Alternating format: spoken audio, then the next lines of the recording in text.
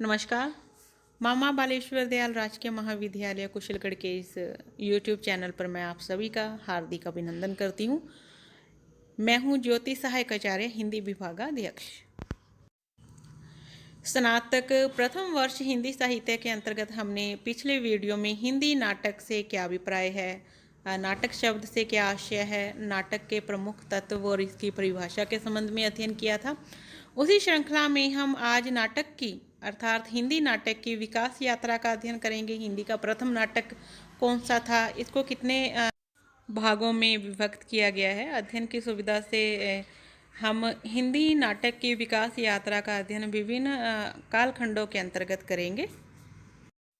भारत में ईसा से पूर्व लगभग 400 वर्ष पूर्व नाट्य साहित्य निर्माण का प्रारंभ हुआ। उसके बाद में संस्कृत नाटकों की एक सुदृढ़ और समृद्ध परंपरा चली। महाकवि भास, कालिदास, भवभूति, अब अशव घोष, विशाख ने कालजयी नाट्य रचनाएं प्रदान की। भरतमुनि ने नाट्य शास्त्र लिखा, जो संपूर्ण विश्व में नाट्य कला के शास्त्रीय विवेचन को लेकर लिखा गया। भवभूति के उत्तर रामचरित और मालती माधव को बहुत अधिक प्रसिद्धि मिली। लगभग 10वीं शताब्दी में नाट्य शास्त्र की परंपरा को आगे बढ़ाते हुए धनंजय ने 10 रूपक नाटक लिखा। इसी श्रृंखला में 11वीं शताब्दी से 19वीं शताब्दी के अंत तक भारतीय नाट्य साहित्य की यात्रा में 1000 वर्ष का अंतराल रहा। आधुनिक काल में नाटकों के अभाव का कारण। आधुनिक काल में भारतेंदु युग से पहले बृहत नाटक रचनाओं का अभाव सा रहा। जयशंकर प्रसाद ने इसका कारण बताते हुए लिखा है कि मध्यकालीन भारत में यह जिस आतंक और अस्थिरता का साम्राज्य था, उसने यहाँ की सर्वसाधारण प्राचीन रंगशालाओं को तोड़ फोड़ दिया। मूर्तिवाद के विरुद्ध कई युद्ध भी हुए। इसी संदर्भ में आधुनिक काल में नाटकों के अभाव का कारण आचार्य रामचंद्र शुक्ल ने बताया है कि उपन्यास की ओर ध्यान देने से, यह कह सकते हैं कि उपन्यास लेखन अधिक होने से नाट्य लेखन में कमी रही। इसी प्रकार से श्याम सुंदर दास जी ने कहा और बाबू गुलाब राय जी द्वारा भी यह कहा गया कि मुसलमानों द्वारा प्रोत्साहन न मिलने के कारण नाट्य साहित्य नहीं लिखा जा सका। तो प्रमुख रूप से आधुनिक काल में नाटकों के अभाव का प्रमुख कारण यही रहा कि जो रंगमंच थी या रंगमंच शाला थी, उसको किसी भी प्रकार से प्रोत्साहन नहीं दिया गया, उसको आगे बढ़ने का अवसर नहीं दिया गया। और इसी कारण उपन्यास साहित्य तो बड़ा, परंतु नाट्य लेखन में इतनी प्रगति नहीं हुई। प्रथम हिंदी नाटक। प्रथम हिंदी नाटक के संबंध में विद्वानों में एक राय नहीं है। डॉक्टर दशरथ ओझा ने संदेश राष्ट्रक को पहला नाटक माना है, परंतु यह रासो पद्धति पर आधारित है। वहीं आचार्य रामचंद्र शुक्ल ने आनंद रघुनंदन को हिंदी का पहला मौलिक नाटक माना, किंतु इसमें राम के राज्याभिषेक के अवसर पर अप्सराएं अंग्रेजी व अरबी गीत गाती हैं। और भारतेंदु जी ने नहुस को पहला हिंदी नाटक माना और यह ब्रज भाषा में लिखा गया। तो इस प्रकार से प्रथम नाटक के संबंध में भारतेंदु जी द्वारा दिया गया मत अधिक मान्य माना जाता है। हिंदी साहित्य में नाट्य विधा का आरंभ। हिंदी नाट्य साहित्य का आरंभ आधुनिक काल से होता है। हिंदी से पहले संस्कृत और प्राकृत में समृद्ध नाट्य परंपरा थी, लेकिन हिंदी नाटकों का विकास आधुनिक काल से ही संभव हो सका। मध्यकाल में रासलीला, रामलीला, नौटंकी आदि का उदय होने से जन नाटकों का प्रचलन बढ़ा। यह नाटक मनोरंजन के प्रमुख साधन थे। इसी प्रकार से 17वीं और 18वीं शताब्दी के लगभग कुछ ऐसे नाटक भी लिखे गए जो ब्रज भाषा में थे, जैसे प्राणचंद चौहान का रामायण महानाटक, विश्वनाथ सिंह का आनंद रघुनंदन। इसमें आनंद रघुनंदन को हिंदी साहित्य का प्रथम मौलिक नाटक माना जाता है। कथोपकथन, अंक विभाजन, रंग संकेत आदि के कारण आचार्य रामचंद्र शुक्ल ने इसे हिंदी का प्रथम मौलिक नाटक माना है। इस दौर के सभी नाटकों पर संस्कृत नाट्य साहित्य की छाप नजर आती है। इसकी विषय वस्तु धार्मिक व पौराणिक है। इसके संवाद पद्यात्मक है। श्रृंगार इसकी मूल प्रवृत्ति है।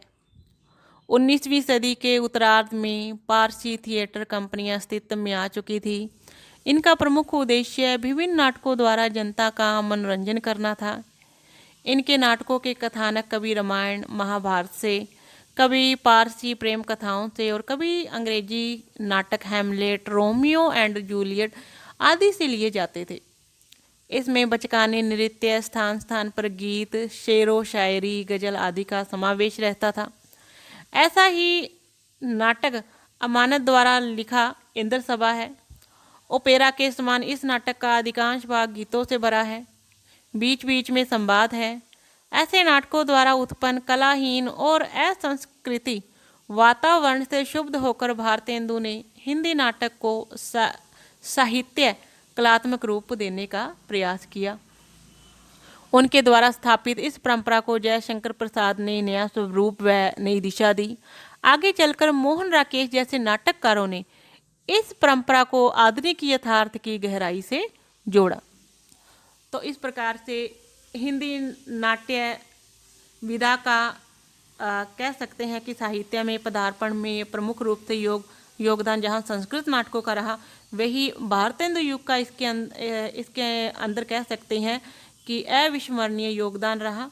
उन्होंने जिस परंपरा को शुरू किया उसी को जयशंकर प्रसाद, मोहन राकेश जैसे नाटककारों ने विस्तृत कह सकते हैं विषय भूमि प्रदान की। हिंदी नाट्य साहित्य का विकास या कह सकते हैं हिंदी नाट्य साहित्य की विकास यात्रा। जिस तरह हिंदी कहानी व उपन्यास में प्रेमचंद जी का स्थान कह सकते हैं केंद्रीय महत्व का है, उसी तरह हिंदी नाटककारों में जयशंकर प्रसाद का है। हिंदी कहानी व उपन्यास में जो विकास यात्रा का विभाजन है वह प्रेमचंद जी को ध्यान में रखकर किया गया है। उसी प्रकार से हिंदी नाटकों में जयशंकर प्रसाद जी को केंद्र में रखकर हिंदी नाट्य साहित्य को विभिन्न युगों में बांटा गया है। यह कह सकते हैं कि अध्ययन की सुविधा की दृष्टि से अगर हमें नाट्य विकास यात्रा का अध्ययन करना है तो हम जयशंकर प्रसाद जी को आधार मानकर हिंदी नाट्य विकास यात्रा का अध्ययन कर सकते हैं। इस प्रकार से हिंदी नाट्य विकास यात्रा के विभिन्न चरण इस प्रकार से रहेंगे। सर्वप्रथम प्रसाद पूर्व हिंदी नाटक, प्रसाद युगीन हिंदी नाटक, प्रसादोत्तर स्वतंत्रता पूर्व हिंदी नाटक और स्वातंत्र्योत्तर हिंदी नाटक।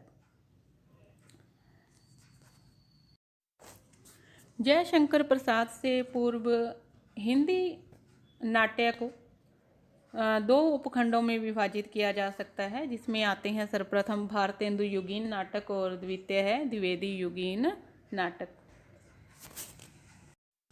भारतेंदु युगीन नाटक जिसकी समयावधि 1850 से 1900 ईस्वी है।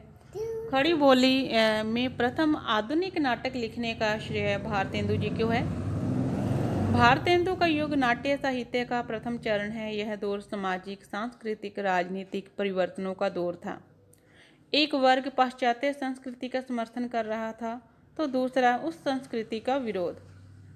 अंग्रेजी साहित्य का प्रभाव अधिक था। ऐसे में नई मान्यताएं, दृष्टिकोण और सृजनात्मक दिशा देने ऐसे में नई मान्यताओं, दृष्टिकोण और सृजनात्मक दिशा देने की आवश्यकता थी। नाट्य साहित्य क्षेत्र में भारतेंदु जी ने भी यही किया।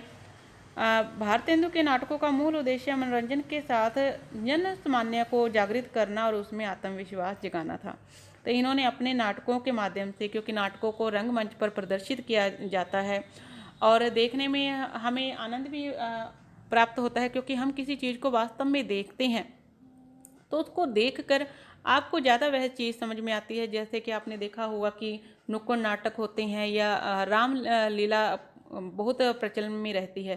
तो इसका प्रमुख यही कारण है कि हम किसी चीज़ को देखते हैं तो उसको हम ज़्यादा जल्दी ग्रहण करते हैं। जबकि उपन्यास के क्षेत्र में अगर आपको उपन्यास पढ़ना है तो उसके लिए बहुत सारा समय होना चाहिए, चिंतन मनन की आवश्यकता होनी पड़ती है उसमें ज़्यादा। और नाटक एक ऐसा क्षेत्र है जिसके माध्यम से हम उस चीज़ को जल्दी ग्रहण कर सकते हैं। क्योंकि भारतेंदु जी का समय था, स्वतंत्रता का समय था, स्वतंत्रता के लिए संघर्ष किया जा रहा था। तो भारतेंदु जी ने अपने नाटकों के माध्यम से सामाजिक, राजनीतिक, धार्मिक, आर्थिक सभी क्षेत्रों में जो जन जागृति है उसको लाने का प्रयास किया, क्योंकि प्रत्यक्ष रूप में, क्योंकि अंग्रेजी साम्राज्य था तो हम प्रत्यक्ष रूप में कोई बात नहीं कह सकते थे, तो अप्रत्यक्ष रूप में उन्होंने व्यंग्यात्मक रूप से नाटकों का लेखन किया और नाटकों को रंगशाला या कह सकते हैं रंगमंच पर प्रदर्शित किया। तो इसीलिए ये बात कही गई कि इनके नाटकों का मूल उद्देश्य केवल मनोरंजन करना ही नहीं था, जन सामान्य को जागृत करना और उनमें आत्मविश्वास भी जगाना था। प्राचीन संस्कृति के प्रति प्रेम जगाने, मानवीय मूल्यों के प्रति आस्था बनाए रखने तथा पश्चिम के गलत प्रभाव से समाज को बचाए रखने का प्रयास इन नाटकों में हुआ। इस समय के प्रसिद्ध नाटककार थे देवकी नंदन खत्री। इनका प्रसिद्ध नाटक था देवकी नंदन खत्री का सीताहरण, भारतेंदु का भारत दुर्दशा, अंधेर नगरी तथा प्रताप नारायण मिश्र का शिक्षादान आदि इस युग में प्रहसन अधिक लिखे गए थे, या कह सकते हैं कि ये व्यंग्यात्मक हास्य व्यंग्य प्रधान नाटक थे। इन प्रहसनों में हास्य व्यंग्य शैली में तत्कालीन सामाजिक कुरीतियों, धार्मिक कुरीतियों, कुप्रथाओं तथा अंधविश्वासों का मजाक उड़ाया गया था। भारतेंदु का वेद की हिंसा हिंसा न भवती तथा राधाचरण गोस्वामी का बूढ़े मुँह मुहासे इसी शैली के नाटक हैं। भारतेंदु युगीन नाटकों में प्राचीन नवीन शैलियों का सामंजस्य दिखाई देता है। जो नाटक संस्कृत शैली में लिखे गए थे उनके पात्र आदर्श आधारित हैं, जबकि नवीन शैली में नाटकों के पात्र सच्चे जीवन के प्रतिनिधि नजर आते हैं। शिल्प की दृष्टि से यह नाटक ना तो पूर्णतः प्राचीन नाट्य शास्त्र से जुड़े हुए थे और ना ही इनमें अंग्रेजी परंपरा की नकल उतारी गई थी। भारतेंदु जी ने पाश्चात्य ट्रेजेडी पद्धति पर दुखांत नाटक लिखे। उनका नील देवी नाटक दुखांत के नज़दीक है। इस काल में अनुदित नाटक भी लिखे गए। भवभूति व कालिदास के संस्कृत नाटकों के हिंदी अनुवाद अधिक हुए। राजा लक्ष्मण सिंह ने अभिज्ञान शकुंतलम का अनुवाद किया। बंगला से माइकल मधुसूदन दत्त के नाटकों के अनुवाद हुए। अंग्रेजी से शेक्सपियर के मर्चेंट ऑफ वेनिस मैकबेथ का अनुवाद हुआ। भारतेंदु युग के सर्वश्रेष्ठ नाटककार हैं भारतेंदु हरिश्चंद्र थे हैं। अन्य नाटककार हैं श्रीनिवास दास, बालकृष्ण भट्ट, प्रताप नारायण मिश्र, राधाचरण गोस्वामी, राधा कृष्ण दास।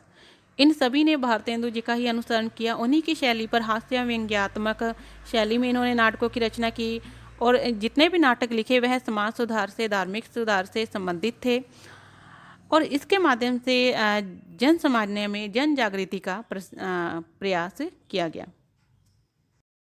प्रसाद पूर्व जो हिंदी नाटक का युग था उसमें हमने भारतेंदु युग का अध्ययन किया और इसके पश्चात आता है द्विवेदी युगीन नाटक, जिसकी समयावधि 1900 से 1918 ईस्वी मानी गई है। द्विवेदी युग में भारतेंदु जैसी कोई प्रतिभा नहीं थी। भारतेंदु द्वारा स्थापित रंगमंच आगे न बढ़ सका। परिणाम स्वरूप जनता व्यावसायिक रंगमंचीय नाटकों में अधिक रुचि लेने लगी।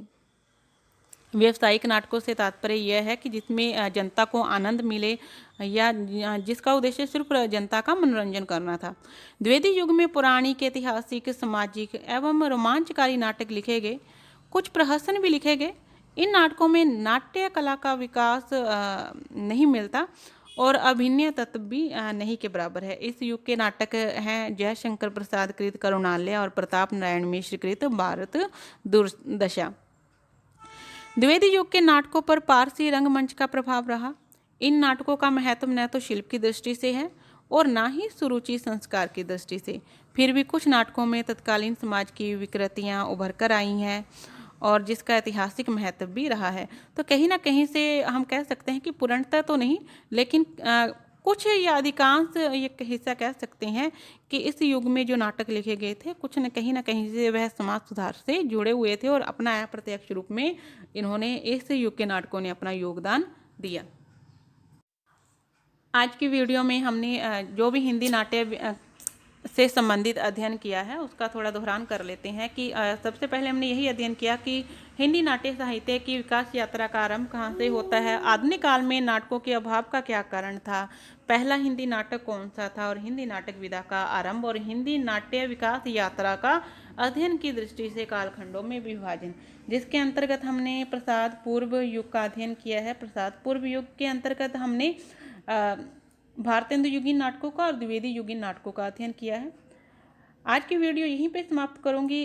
अगले वीडियो में इसी श्रृंखला में हम प्रसाद युगीन नाटकों का अध्ययन करेंगे, जिसका कि विभाजन ऐतिहासिक नाटक, रोमांचकारी नाटक, पौराणिक नाटक, समसामयिक नाटक, यथार्थवादी नाटक आदि में विभक्त किया गया है। उसके पश्चात हम प्रसादोत्तर स्वतंत्रता पूर्व हिंदी नाटकों का अध्ययन करेंगे, जिसमें राष्ट्रीय चेतना पर आधारित नाटक, यथार्थपरक समस्या प्रधान नाटक और का अध्ययन करेंगे। और इसके पश्चात हम स्वातंत्र्योत्तर नाटक, जिसमें आधुनिकता बोध व विसंगति बोध से संबंधित नाटक हैं, उनका अध्ययन, और पाश्चात्य शिल्प का अध्ययन और नुक्कड़ नाटक, इन सभी का हम अध्ययन करेंगे।